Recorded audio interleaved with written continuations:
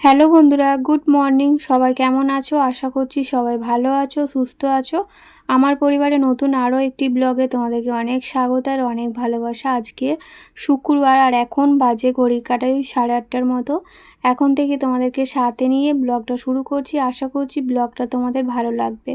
তো সকালবেলায় চাটা খেয়ে তারপর একটু বসেছিলাম আর ওই 8টার দিক করে রান্নাটা বসিয়েছি। ইচ্ছা করছে না রান্না করতে, কিন্তু আজকে একটু মাছ রান্না করতে হবে। 1 সপ্তাহ হয়ে গেল মাছ খাইনি। তো আমার মেয়েও খায়নি, মেয়ে খেয়েছে আর হাজব্যান্ড খেয়েছে, কিন্তু আমি খাইনি। ওই ইলিশ মাছ বলে আমি খাইনি। তো ইলিশ মাছের প্রতি একটা কেমন মানে কী বলবো, খেতে ইচ্ছা করছে না। ইলিশ মাছের ওই গন্ধ, তারপরে ইলিশ মাছ যেন দেখতে ইচ্ছা করছে না। তো ইলিশ মাছ খাওয়ার যেদিনকার কি খেয়েছিলাম তারপর থেকেই আমার এরকম শরীরটা খারাপ হয়েছিল। তাই জন্য আর ইলিশ মাছ খেতে ভালো লাগছে না। যেটুকুটা আছে রেখে দিয়েছি, ওটা আর কি মাকে পাঠিয়ে দেবো বলে। আর এই যে মাছ 3 পিসের মতো নিয়ে এসেছিলো, তো মাছগুলো ভেজে আর এই মশলা কষে দিয়ে দিলাম সেদ্ধ হওয়ার জন্যে। আর করেছি কাঁকরোল ভাজা, আর কিছু করিনি। আর মাছের ঝোল মানে মাছের তরকারিটা একটু ঝোল ঝোল করে রান্না করব, ডাল যেহেতু করছি না। কী হয়েছে জানো তো, কালকে তো পটল কেটে রেখেছিলাম, কিন্তু পটলগুলো দেখছি এমনিতেই কালকে পটলগুলো খারাপ মতো হয়ে গিয়েছিলো, তাও ভালো দেখে দেখে কেটেছিলাম। আজকে ওই বার করে দেখছি যে পটলগুলো কেমন সাদা সাদা হয়ে গেছে। তো কাটা এখনও পড়ে আছে। তো আমি ভেবেছিলাম পটল দিয়ে আলু দিয়ে একটা তরকারি করে নেব, তাহলে হয়ে যাবে। কিন্তু রান্না করতে গিয়ে দেখছি পটলগুলো এরকম নষ্ট হয়ে গেছে।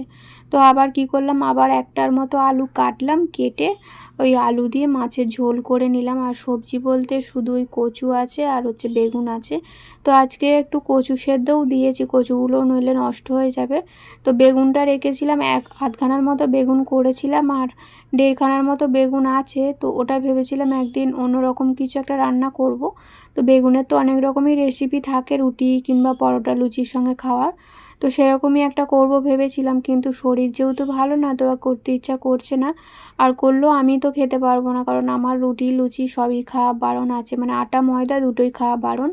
আর ওই মিষ্টি জাতীয় খাবার, এইসব খাবার খেতে বারণ করেছে ডাক্তারে। তো একদম সিম্পল খাবার, ওই সেদ্ধ ভাত, তারপরে রাত্রিবেলা ওই অল্প করে মুড়ি, এইগুলোই আর কি খাচ্ছি। তো এখন এই হাজব্যান্ডের জন্য ছাতু গুলে রাখছি, ও খাবে আর কি। গেছেও কাজে, তো এসে বললো ছাতুটা খাবে, তাই জন্য আগে থেকে একটু গুলে রাখছি। আর এই যে পটলগুলো দেখতে পেলে তো কীরকম নষ্ট হয়ে গেছে। তো ওইগুলো ফেলে দিলাম, দিয়ে আর এই টেবিলটা এখন পরিষ্কার করে নেব। আর চিঁড়ে ভাজা আছে, ভাবছি টিফিনে একটু চিঁড়ে ভাজা খেয়ে নেব।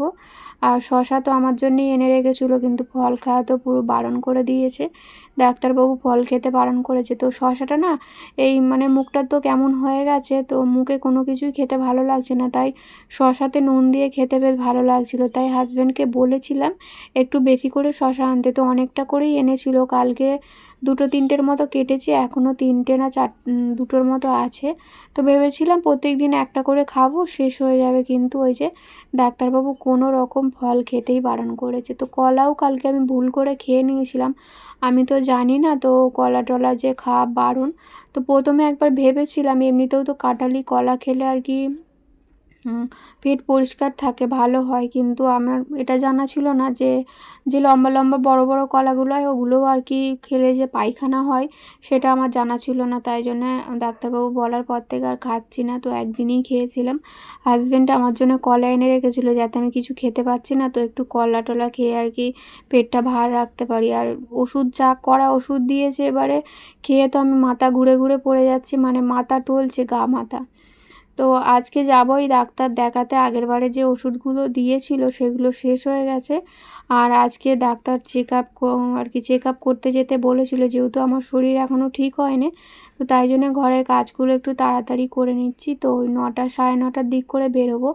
তো যেই ওষুধগুলো ডাক্তারবাবু দিয়েছে, এই যে আজকে আমি যাব, যাওয়ার পর যে ওষুধগুলো আমাকে দিয়েছে সেগুলো এত পরিমাণে কড়া। তো ওষুধগুলো খাবার পর আমি কোনো রকমভাবে দাঁড়াতে পারছি না, মানে এই মাথা ঘুরছে, চোখ ধোঁয়া হয়ে যাচ্ছে, হাত পা কাঁপছে। আর আসল কথা কী বলতো, পেট ভর্তি খাবার খেয়ে যদি ওষুধগুলো খাই তাহলে এতটা সমস্যা হয় না। আমি যেহেতু কিছু খেতে পারছি না, ওই 1 বাটি মুড়ি 1 বাটি চিঁড়ে ভাজা এরকমই খাচ্ছি অল্প অল্প করে, যেটুকুটা আর কি মুখে ভালো লাগছে সেইটুকুটা। ওই যে দেখো মেয়ে এখনও ঘুমোচ্ছে, কারণ এখনও 9টা বাজেনি। তো ওকে একটু বেলার দিকেই ডাকছি, কারণ এখন তো পরীক্ষা 11:30 থেকে আরম্ভ, তো তাই জন্যে এখানে ওই চাদরটা পড়েছিল গোছানো কাঁচা, তো চাদরটা আলমারি তুলে দিলাম আর রুমালটাও তুলে দিলাম, এগুলো সব কাঁচা ছিল। তো রান্নাবান্না তো হয়েই এসছে, শুধু এক তরকারি ভাত করেছি, তাও একটু তাড়াতাড়ি হয়ে গেছে। আজকে যেহেতু সকালবেলায় উঠে পড়েছি 7টার দিক করে, তাই জন্য একটু ঘরের কাজগুলো তাড়াতাড়ি হয়ে গেছে। ডাক্তারখানায় যাবো বলেই আরও তাড়াতাড়ি ঘুম থেকে উঠলাম। ডাক্তারখানায় যেতে গেলে অনেক লাইন থাকে, তো 3-4 জনের পরে আর কি হয়। কখন খোলে আমার ঠিক জানা নেই। ডাক্তারটাকে আমি প্রথম আর কি দেখাচ্ছি, যেহেতু আমার আগে ডাক্তারটা দেখিয়েছিলাম, ওতে করে বেশি বাড়াবাড়ি হয়ে গিয়েছিলো, তাই জন্য আবার একটা ভালো ডাক্তার দেখানো হচ্ছে। তো কটা থেকে বসে জানা নেই।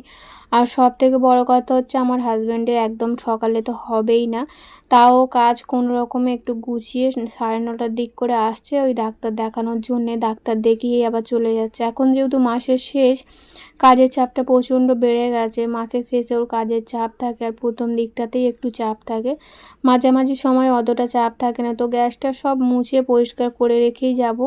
এসে আর কাজ করতে ভালো লাগবে না, এসে শুধুমাত্র ওই চানটা করবো, আর কিছু করব না। আর বাসনপত্র যা থাকবে সবটাই ফেলে রেখে যাব, পরে মাজবো আর কি। ডাক্তারখানা থেকে এসে দিকে সময় হয়ে যাচ্ছে, আর মেয়েকে তুলবো, মেয়ে উঠবে, মুখ ধোবে, আর ও চান করা হলে তারপরে যাব, কারণ পাতকোর ধারেই তো চান করতে হয়। ও বাথরুমে ঢুকতে চায় না, তো ওই বাইরেটাতে দাঁড়িয়েই চান করে। তো কোথাও যাওয়ার আগে না ওকে চান করিয়ে রেখেই আর কি যাই। ও নিজে নিজেই করে নেয়, পাতকোর ধারে একা একা দাঁড়িয়ে চান করবে, কখন কি বিপদ হয়ে যাবে, তাই জন্য আর কি। তো ওকে ঘুম থেকে তুলবো, বিছানাটা গোছাবো, ঘর দালান মুছবো, অনেক কাজ আছে। চলো ঝটপট কাজগুলো সেরে নিই। আর গ্যাসের জায়গাটা তো ঠিকঠাকভাবে কদিন পরিষ্কার করা হচ্ছে না, তো আজকে একদম ভালো করে পরিষ্কার করে মুছে নিয়েছি। তো কাজ যতক্ষণ না হচ্ছে ততক্ষণ শান্তি নেই। কাজটা এখনও পর্যন্ত শনিবার করলে তারপরে হচ্ছে কাজটা পুরোপুরি কমপ্লিট হবে। তো আজকেও ঠিকঠাকভাবে কাজে সময় দিতে পারবো না। তো আমি যদি ডাক্তারখানায় না যেতাম তাহলে কাজটা অনেকটা আজকে এগিয়ে যেত, কিন্তু আজকে যেহেতু আমি ডাক্তারখানায় যেতে হবে, তো ওই 1 ঘন্টা 1.5 ঘন্টার মতো ওখানে আর কি টাইমটা নষ্ট হবে, কিছু করার নেই। খালি ভাবছি যত তাড়াতাড়ি পারবো কাজটা করে ফেলতে পারে আমি একটু রেস্ট নিতে পারবো। আর আমার হাজব্যান্ড শুধু বলছে তুমি যাও বাপের বাড়ি গিয়ে 2 দিন থাকো, রেস্ট করো, তো শরীর ঠিক হলে আসবে। কিন্তু আমি চলে গেলে তো হবে না, আমি চলে গেলে ওরও খাবার খুব সমস্যা। হোটেল থেকে খাবার এনে এনে খেতে হবে, যেটা ও একদমই পছন্দ করে না। তাই আর কি আমি এখন যেতে চাইছি না। আর তার থেকে হচ্ছে মেয়ের স্কুল আছে, ওর তো স্কুলটা কামাই হবে। আমি গিয়ে যদি থাকতে চাই স্কুলটা কামাই হবে। পরীক্ষা হচ্ছে এখন, আর সোমবার থেকে এমনি ডেলি যেরকম স্কুল হয় সেরকম হবে। তো সেটা তো কামাই হবে, পড়াগুলো আবার কার থেকে নেব। আর এখানে দেখো বিছানাটা পরিষ্কার করতে গিয়ে পাকার মধ্যে যে পেরেকগুলো আছে সেগুলো চাদরের সঙ্গে আটকে গিয়েছিল। টানাটানি করলে আবার চাদরটা ফেঁসে যাবে, যেহেতু অনেক দিনকার চাদর, এটা প্রায় 2 বছর হতে যাচ্ছে চাদরটা। তো তাই জন্য একটু আস্তে আস্তে করে পাখাটা আর কি খুলে নিলাম। আর বিছানা গোছাতে গোছাতে বসে আছি তো বসেই আছি, বিছানা থেকে নামতে ইচ্ছা করছে না। মনে হচ্ছে একবার শুয়ে পড়ি, কিন্তু শুয়ে পড়লে ঘরের এত কাজকর্ম করবে কে? এই যে আমার ঘর দালান মোছা হয় না, ঝাড়ু দেওয়া হয় না, এগুলো তো আমাকেই করতে হবে। মেয়ে অতটাও বড় হয়ে যায় না যে মেয়েকে সবটা দায়িত্ব দিয়ে দেবো, তবে মেয়ে করে, মাঝে মধ্যে করে। তো আমার মতো তো অতটা পরিষ্কার করে করতে পারবে না। শুধু মেয়ে কেন, মেয়ের বাবাও করেছে 2 দিন, যেহেতু 2 দিন আমি একদম বিছানা থেকে উঠতে পারিনি। ওই যেদিন আর কি তোমাদের সঙ্গে ব্লগ শেয়ার করিনি সেদিনকের কথা বলছি। ওই 2 দিন তো সোমবার আর মঙ্গলবার একদমই বিছানা থেকে উঠতে পারছিলাম না। তবু এখন ওষুধটা খাওয়ার পর আর কি তবু একটু শরীরের দুর্বল ভাবটা কাটিয়েছে, কিন্তু শরীর তো পুরোপুরি ঠিক হয়নি। আর ঠিক হয়নি বলেই আজকে আবার চেকআপে যেতে হবে, কেন ঠিক হচ্ছে না, ওষুধ যদি চেঞ্জ করে। আর টেস্ট করতেও দিয়েছিল, কিন্তু ডাক্তারবাবু বলেছিল যখন লিখে দিয়েছিল আর কি, করতে বলেনি, বলেছিল যখন আর কি করতে বলবে তখন আর কি করতে হবে। তো তাই আজকে আর একবার যাব, সমস্ত ওষুধ শেষ হয়ে গেছে। ডাক্তারবাবুকে আরও বলবো আমার কী কী সমস্যা হচ্ছে, তো সেই হিসাবে যদি ওষুধ খেয়ে আর কি কমে। তো এখানে দেখো কত ওষুধের প্যাকেট সব শেষ হয়ে গেছিলো রাত্রিবেলা খাওয়ার পর, আর বাইরে বেরোতে ইচ্ছা করছিল না, তাই ঘরের মধ্যেই জমিয়ে রেখেছিলাম, এখন ওইগুলো ফেলে দিলাম। আর একটার মতো ওষুধ আছে, ওটা হাজব্যান্ড বললো আর খেতে হবে না, যেহেতু আজকে ওষুধ চেঞ্জ করবে তাই ওটা আর খেতে বারণ করলো। অনেক কাচাকুচিও আছে জানো তো, সেগুলো আর কি আর আজকে হবে না, আজকে কেন কালকেও হবে না, সে রবিবার দেখে কাচতে হবে। মেয়ের স্কুলের ড্রেস, আমার কিছু জামা, হাজব্যান্ডের কাজের জামা। হাজব্যান্ডের কাজের কাজের জামাটা তো ডেলিই কাচা হয়, একদিন ছাড়া ছাড়াই কাচতে হয়। তো আজকে কাচিনি তো কী হয়েছে, কালকে কাচতে হবে। আর ওর প্রচুর কাজের চাপ, তাই জন্যে এখন ডেলিই কাচতে হবে। যতবার পড়ে যাচ্ছে ওই গায়ে, মানে কাজ করতে গিয়ে গায়ে ঘাম দিচ্ছে আর জামা কাপড়গুলো আর কি নোংরা হচ্ছে, তো সেই জন্য ওর জামা কাপড় ডেলিই কাচতে হয়। এই যে কখন ঘুম থেকে উঠেছে, উঠে এখন এই ব্রাশ নিয়ে যাচ্ছে, ব্রাশ করবে, এখন আধ ঘন্টা ধরে বসবে, তারপরে হচ্ছে চান করবে আধ ঘন্টা ধরে, তারপরে হচ্ছে রেডি হবে।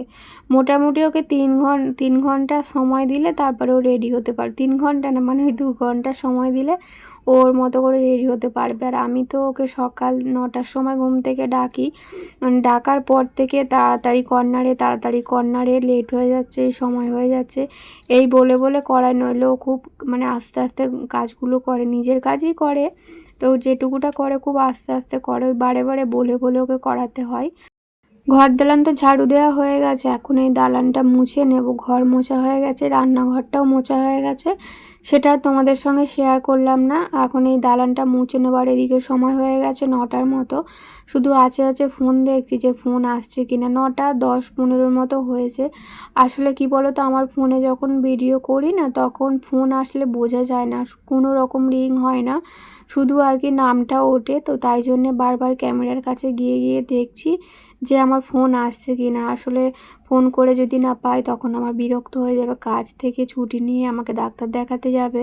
তো আমি যদি না ফোন তুলি না, খুব বিরক্ত হয়ে যায়। ফোন না তুললে তারপরে হচ্ছে ফোনে যদি কারোর সঙ্গে ব্যস্ত থাকি, সময় ফোন করলে সময় না পেলে খুব বিরক্ত হয়ে যায়। ফোন না তুললে অতটা বিরক্ত হয় না, কিন্তু ফোনে যখন কারোর সঙ্গে ব্যস্ত থাকি তখন বেশি বিরক্ত হয়। মানে ওর ফোন আসার সঙ্গে সঙ্গেই আমাকে তুলতে হয়।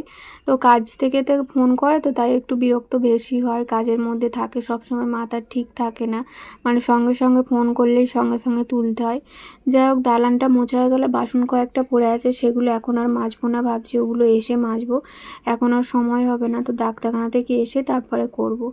আর এই যে দেখো, এখন ডাক্তারখানা থেকে চলে এসেছি, এসে বাসনপত্র যা ছিল সমস্তটাই মাজলাম, মেজে আর এখন এই একটা একটা করে উপর করে দেবো। আর ডাক্তার তো অনেক ওষুধ দিয়েছে, তো সেগুলো এখন 10 দিন ধরে খেতে হবে। 10 দিনের ওষুধ দিয়েছে আপাতত। কিছু ওষুধ 10 দিনের নেওয়া হয়েছে, আর কিছু কিছু ওষুধ আর কি 5 দিনের নেওয়া হয়েছে। তো এগুলো খেয়ে দেখা যাক। তো ডাক্তার আবার রিপোর্ট করতে দিয়েছে, আর একটা নতুন রিপোর্ট। তো বন্ধুরা চলো, আজকের ব্লগটা এই পর্যন্তই, দেখা হবে নতুন ব্লগে। টাটা।